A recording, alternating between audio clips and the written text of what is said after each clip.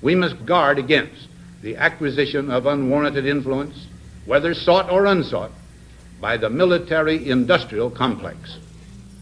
The potential for the disastrous rise of misplaced power exists and will persist. We must never let the weight of this... So the system has got to be changed. Now, the problem arises at the moment. Our government is in the process of signing a treaty with the European Union, under which they are effectively going to give away the people's right to do that, to create our own money, even though we own the right.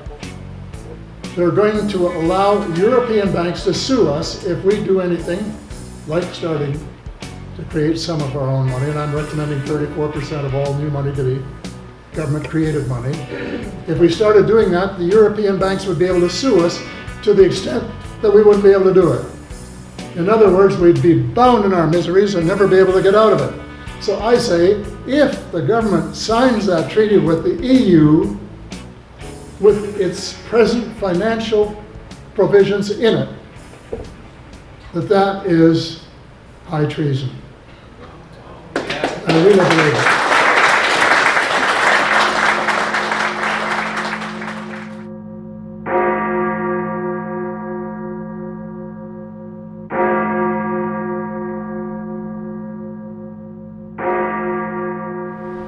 Now, this is being engineered, as I said, by an international cabal. Now, what is a cabal? It's hard to define. But a hint is that it is a group of people with the banking cartel at the apex, then the oil cartel, and then the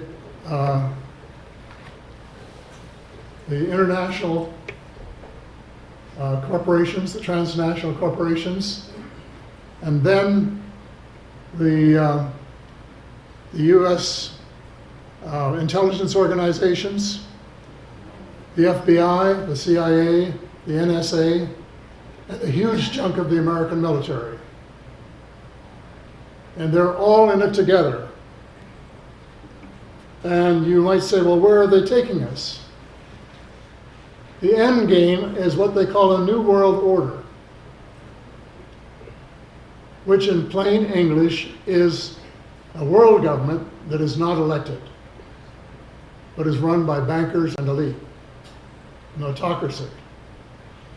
To put it in its real form, it's a dictatorship, a world dictatorship. And that's the end game, and that's what they're moving toward. And they've been working on it for 50 years, and it's well advanced. And if something isn't done, they're going to get away with it. How powerful are they? Well, they are so powerful that they have taken over control of the United States. Neither the president nor the Congress is in control of the United States. The cabal is, and has been for years. They pick the presidents, and if they don't like them, they get rid of them. The very word secrecy is repugnant in a free and open society.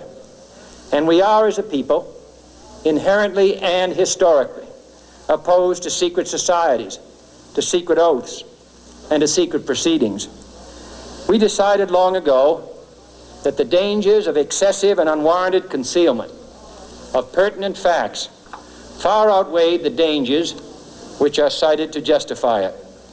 Even today, there is little value in opposing the threat of a closed society by imitating its arbitrary restrictions.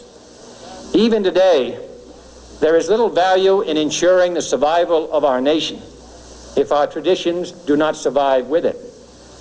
And there is very grave danger that an announced need for increased security will be seized upon by those anxious to expand its meaning to the very limits of official censorship and concealment.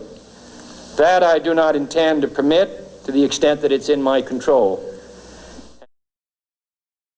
But what's being done now with the proposed European treaty and the Trans-Pacific Partnership are both huge jumps into taking power away from the people and giving it to transnational corporations and their bosses, the banking cartel and the cabal.